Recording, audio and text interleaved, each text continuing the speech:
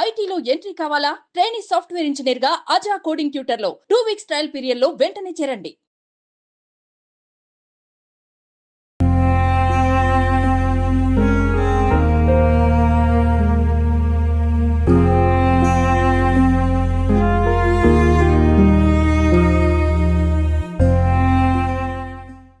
నమస్తే, welcome to Suman TV. Nizamabad జిల్లాలో తీవ్ర విషాదం చోటు చేసుకుంది.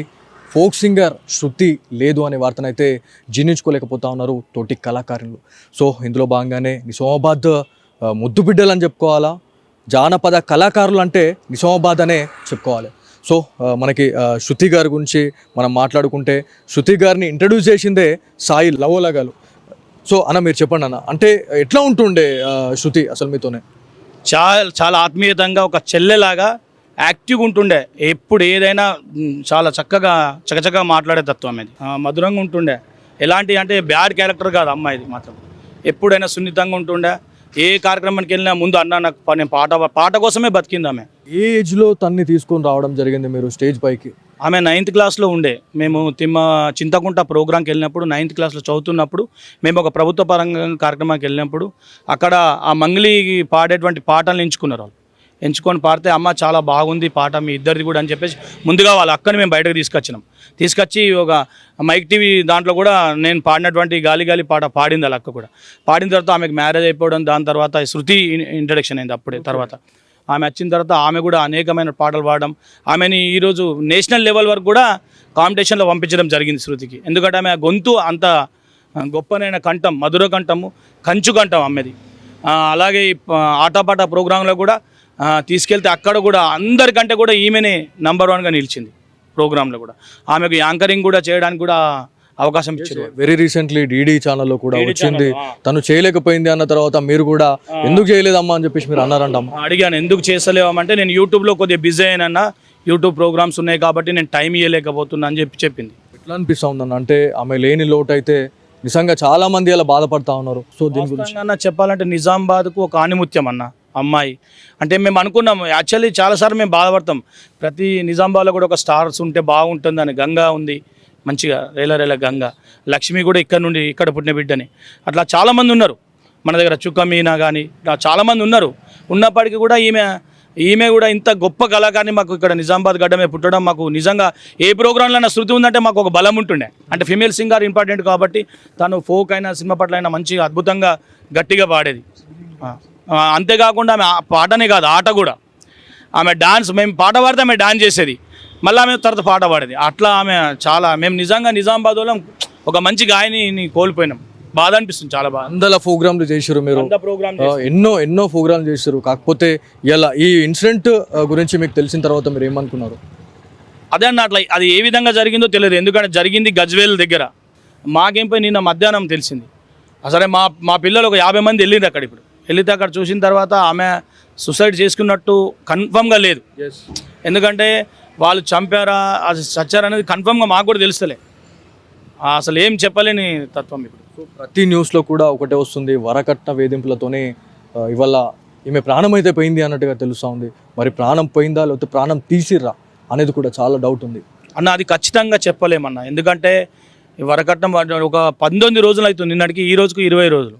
అది వరకట్న వేధింపులే కావచ్చు అని మాకు కూడా ఒక ఉన్నది. కానీ అదంతా ఇక పై అధికారులు దానికోసం మనం వెళ్ళేసి ఇప్పుడు అధికారికంగా చట్టం పరంగా వెళ్ళి ఇంకా దాని గురించి నిర్ణయం తీసుకోవాలని నా తరపున నేను కోరుకుంటున్నాను. నిజామాబాద్ జానపద కళాకారులతోనే మనం మాట్లాడుతూ ఉన్నాం, చాలా మందితో కూడా మాట్లాడినాం. సో ఇంకా ఎవరెవరు వచ్చే అవకాశం ఉంది అంత్యక్రియలో భాగంగా? అన్న ఇప్పుడు లక్ష్మి వస్తుందన్న, యూట్యూబ్ స్టార్ సింగర్ లక్ష్మి. ఇప్పుడు ఇందాకనే ఫోన్ చేసింది, పొద్దున కూడా ఫోన్ చేసింది. ఆమె జగిత్యాల కరీంనగర్ నుండి బయలుదేరింది. ఇంకా చాలామంది హైదరాబాద్ నుండి వస్తున్నారు, ఇంకా నిర్మల్ నుండి చాలా మంది వస్తున్నారు, మంచి గాయకులు. ఎందుకంటే ఆమె అందరికీ కూడా ఆ చెల్లె ఎట్లాంటిదంటే అందరికీ ఆత్మీయతంగా ఉండేది. ఒక దగ్గర ఒక 90% అయితే మాతోనే ఎక్కువ, రాజు కనెక్షన్ నేను ఎక్కువ, అంటే మాతోనే 90% ప్రోగ్రామ్స్ ఉండేది. మిగతా 10% మిగతా వాళ్ళతోనే తిరిగేది. ఈ మధ్యలో యూట్యూబ్లో బాగా ఫేమ్ అయిన తర్వాత అందరితోటి కూడా ఇటు మన not only Nizamabad, only Telangana మొత్తం ఇప్పుడు అందరికీ కూడా వైడ్గా మంచిగా ఇదైంది. ఇప్పుడు ఆమె కోసం కొందరు పాటలు రాసి కూడా పెట్టారు. మొన్న కూడా కొన్ని పాటలకు నేను రికార్డింగ్ పంపించాను.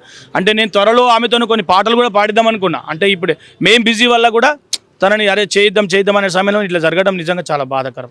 అంటే పెళ్లి చేసుకునే మూమెంట్లో మీ ఎవ్వరికి కూడా తెలియదు ఈ విషయం అని చెప్పేసి అని అన్నారు. 1.5 month నుండి ఆమె దూరంలో ఉంది. ఇప్పుడు ఆటపాట కార్యక్రమాలు సెమీఫైనల్ నడుస్తున్నాయి. ఆమె నా గ్రూప్లోనే మెంబర్ అన్నమాట. అయితే నాకు ఫోన్ వచ్చింది అక్కడ నుండి. ఫోన్ వస్తే ఇట్లా శృతిని పంపి అంటే నేను ఫోన్ చేస్తే స్విచ్ ఆఫ్ వచ్చింది. తన ఫ్రెండ్ ఉంటారు చిక్కి అని అమ్మాయి. ఈ అమ్మాయికి ఫోన్ చేస్తే అన్న వాళ్ళు ఒక 2-3 రోజుల క్రితం పెళ్లి చేసుకున్నారని చెప్పింది. అయ్యో అమ్మ నాకు ఆ విషయం కూడా తెలియదు, మరి ఎట్లా ప్రోగ్రామ్ పార్టిసిపేట్ చేస్తారా లేదా అంటే అన్న చేస్తుందట కానీ ఆమె దగ్గర పాటలు లేవు అది అంటే సరే నేను ఆమె కాంటాక్ట్ అవుతా అనుకున్నా. నేను బిజీ వల్ల కూడా నేను కూడా ఫోన్ చేయలేకపోయినా. చివరికి నిన్న ఒక మధ్యాహ్నం మాకు 2 గంటల ప్రాంతంలో ఫోన్ రావడం, అసలు అది వింటుంటేనే నిజంగా నేనే కాదు ఇక్కడ ఉన్న కళాకారులకు కూడా శృతి అనేది చాలా అందరికీ గుండెలో నిలిచిపోయినటువంటి వ్యక్తి. ఆమె మంచి గాయకురాలు, మంచి మళ్ళీ డాన్స్ కూడా చేస్తుంది. కాబట్టి ఆమెకు ఒక ప్రోగ్రామ్ అప్పచెప్తే ఒక్కది నిలబడి ప్రోగ్రామ్ చేసే సత్తా ఆమె దగ్గర ఉంది. ఆమె నిజంగా మేము అందరం తట్టుకోలేకపోతున్నాం భయ్. సో ఇంత భావోద్వేగానికి మీరు గురవుతా ఉన్నారు, ఎవరిని అడిగినా కూడా అదే చెప్తా ఉన్నారు. అంటే మీతోని ఫైనల్గా ఎప్పుడు మాట్లాడడం జరిగింది, ఎప్పుడు కలవడం జరిగింది అన్న మీరు? ఫైనల్గా అంటే ఆటపాట ప్రోగ్రామ్ అన్న లాస్ట్ దసరా ప్రోగ్రామ్ చేశాం. డబ్బులు కూడా నేను కొట్టిన ఆ అబ్బాయికే కొట్టిపించుకున్నారు. ఆ అబ్బాయి కూడా ఎవరో మాకు తెలియదు. వెళ్ళేటప్పుడు అన్న ఆ ప్రోగ్రామ్ కాగానే డబ్బులు కొట్టిన అమ్మ ఎవరు కొట్టాలంటే కూడా ఒక నంబర్ పంపుతున్నా కొట్టినది. అది ఇప్పుడు నేను వాట్సాప్లో పెట్టింది ఉంది, దయాకరణ్ ఉంది పేరు. అంటే ఎవరో కూడా తెలియదు మాకు అట్లా. కానీ మాకైతే చాలా అన్న వాస్తవం చెప్పాలంటే అమ్మాయి మాకు గుండెల్లో నిలిచిపోయింది. సో ఇది మొత్తానికి ఎవరిని అడిగినా కూడా బాధపడతా ఉన్నారు. నిజామాబాద్ గడ్డపైన ఇవాళ శృతి ఇవాళ పేరుగాంచిందంటే వీళ్ళ వల్లే. సో అన్న సాయి అన్న రాజు వీళ్ళిద్దరి సహాయ సహకారాలతోనే తన వల్ల యూట్యూబ్లో కావచ్చు, ఇన్స్టాగ్రామ్లో ఇవాళ వైరల్ కావడం అంటే వీళ్ళ వల్లనే జరిగింది. కాకపోతే ఇంత తక్కువ టైంలో పెద్ద స్థాయికి వెళ్ళడం, ఇంత తక్కువ టైంలో ఇట్లాంటి ఇన్సిడెంట్ కావడం అనేది అయితే చాలామంది బాధపడుతున్న సిచ్యువేషన్ అయితే ఉంది. ఎవరిని అడిగినా కూడా వాళ్ళు ఒకటే మాట చెప్తా ఉన్నారు. మాకు ఒక్క మాట చెప్పినా కూడా మేము ఏదో ఒకటి ఏదైనా చేస్తుండేనేమో, సహాయం అనే చేస్తుండేనేమో అని చెప్తా ఉన్నారు. ఎవరిని అడిగినా కన్నీరు పెట్టుకుంటా ఉన్నారు. సో ప్రతి ఒక్కరు కూడా క్షణికావేశంలో అది ప్రేమనే కావచ్చు, ఆత్మహత్యనే కావచ్చు, ఒక మంచి పని చేస్తున్నామంటే 10 మందికి చెప్పుకోరి, ఒక చెడ్డ పని చేస్తున్నా కూడా ఒక 10 మందికి చెప్పి చేయండి ఏదైనా చేస్తే.